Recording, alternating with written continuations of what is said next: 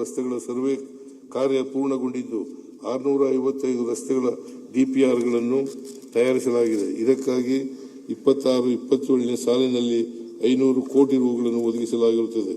ಕುಡಿಯುವ ನೀರಿನ ಮೇಲ್ಮಟ್ಟ ಜಲಾಗಾರಗಳ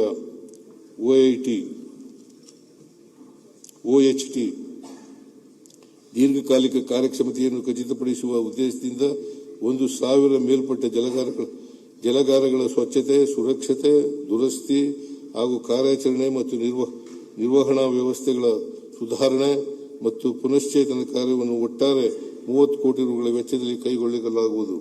ಕೊಪ್ಪಳ ಜಿಲ್ಲೆಯ ಯಲಬುರ್ಗಾ ಮತ್ತು ಕುಕನೂರು ತಾಲೂಕಿನ ಬನ್ನಿಕೊಪ್ಪ ಹಾಗೂ 23 ಗ್ರಾಮಗಳಿಗೆ ಶುದ್ಧ ಕುಡಿಯುವ ನೀರನ್ನು ಒದಗಿಸುವ ಯೋಜನೆಯನ್ನು 125 ಕೋಟಿ ರುಗಳ ವೆಚ್ಚದಲ್ಲಿ ಅನುಷ್ಠಾನಗೊಳಿಸಲಾಗುವುದು. ರಾಷ್ಟ್ರಪಿತ ಮಹಾತ್ಮ ಗಾಂಧೀಜಿಯವರ ಹೆಸರನ್ನು ಚಿರಸ್ಥಾಯಿಗೊಳಿಸುವ ಉದ್ದೇಶದಿಂದ ರಾಜ್ಯದ ಎಲ್ಲ ಗ್ರಾಮ ಪಂಚಾಯಿತಿಗಳನ್ನು ಮಹಾತ್ಮ ಗಾಂಧಿ ಗ್ರಾಮ ಪಂಚಾಯಿತಿ ಎಂದು ನಾಮಕರಣ ಮಾಡಲಾಗುವುದು. ಗ್ರಾಮ ಪಂಚಾಯಿತಿಗಳ ಆಸ್ತಿಗಳ ನಗದೀಕರಣ ಮತ್ತು ಮೌಲ್ಯವರ್ಧನೆಗೆ ಸ್ಥಳೀಯ ಆರ್ಥಿಕ ಬಲವರ್ಧನೆ ಕಾರ್ಯಕ್ರಮವನ್ನು ಆರಂಭಿಸಲಾಗುವುದು. ಈ ಯೋಜನೆಯಡಿ ಪ್ರಾಯೋಗಿಕವಾಗಿ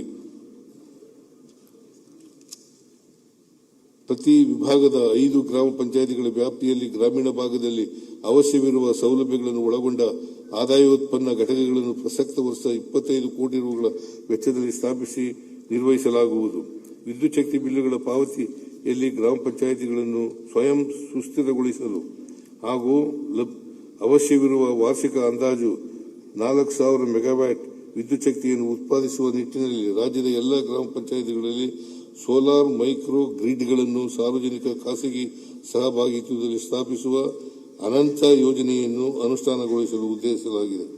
ಯೋಜನೆ ರಾಜ್ಯದ ಅಭಿವೃದ್ಧಿ ಮತ್ತು ಪ್ರಾದೇಶಿಕ ಸಮತೋಲನೆ ಬಗ್ಗೆ ಅಧ್ಯಯನ ನಡೆಸಿ ವರದಿಯನ್ನು ನೀಡಲು ಪ್ರೊಫೆಸರ್ ಎಂ ಗೋವಿಂದರಾವ್ ಅಧ್ಯಕ್ಷತೆಯಲ್ಲಿ ನಮ್ಮ ನಿರ್ಧಾರದಿಂದ ಸರ್ಕಾರದಿಂದ ರಚಿಸಿದ ಸಮಿತಿಯು ಪ್ರಾದೇಶಿಕ ಅಸಮತೋಲನ ನಿವಾರಣೆಗೆ ಹಲವು ಉಪಕ್ರಮಗಳುಳ್ಳ ವರದಿಯನ್ನು ಸರ್ಕಾರಕ್ಕೆ ಸಲ್ಲಿಸುತ್ತಿದೆ.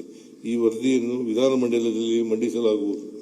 ಸಂಪನ್ಮೂಲ ಹಾಗೂ ಆರ್ಥಿಕ ಮತ್ತು ಸಾಮಾಜಿಕ ಮೂಲಸೌಕರ್ಯ ಕೊರತೆಗಳ ಆಧಾರದ ಮೇಲೆ ರಾಜ್ಯದ ತಾಲೂಕುಗಳನ್ನು 4 ಗುಂಪುಗಳನ್ನಾಗಿ ವಿಂಗಡಿಸಿ ತಲಾ 59 ತಾಲೂಕುಗಳನ್ನು ಅತ್ಯಂತ ಹಿಂದುಳಿದ, ಅತಿ ಹಿಂದುಳಿದ, ಕಡಿಮೆ ಅಭಿವೃದ್ಧಿ ಹೊಂದಿದ ಹಾಗೂ ಮುಂದುವರಿದ ತಾಲೂಕುಗಳೆಂದು ಸಮಿತಿಯಿಂದ ಗುರುತಿಸಲಾಗಿದೆ. ಸಮಿತಿಯಿಂದ ಗುರುತಿಸಲಾದ ಅಭಿವೃದ್ಧಿ ಕೊರತೆ ಮತ್ತು ಪ್ರಾದೇಶಿಕ ಅಸಮತೋಲನ ನಿವಾರಣೆಗೆ ಮುಂದಿನ 5 ವರ್ಷಗಳ ಅವಧಿಯಲ್ಲಿ ಸಂಪನ್ಮೂಲ ವೃದ್ಧಿ ಮತ್ತು ಆರ್ಥಿಕ ಹಾಗೂ ಸಾಮಾಜಿಕ ಮೂಲಸೌಕರ್ಯಗಳ ಅಭಿವೃದ್ಧಿಗಾಗಿ ಕೃಷಿ, ನೀರಾವರಿ, ಕೈಗಾರಿಕೆ, ಶಿಕ್ಷಣ, ಆರೋಗ್ಯ, ಪೌಷ್ಟಿಕತೆ, ನಗರಾಭಿವೃದ್ಧಿ, ಪ್ರವಾಸೋದ್ಯಮ ಮತ್ತು ರಸ್ತೆ ಸಂಪರ್ಕ ಕ್ಷೇತ್ರಗಳಲ್ಲಿ ವಿವಿಧ ಕಾರ್ಯಕ್ರಮಗಳನ್ನು ರೂಪಿಸಿ ಅನುಷ್ಠಾನಗೊಳಿಸುವಂತೆ ಸಮಿತಿಯು ಶಿಫಾರಸು ಮಾಡಿರುತ್ತದೆ.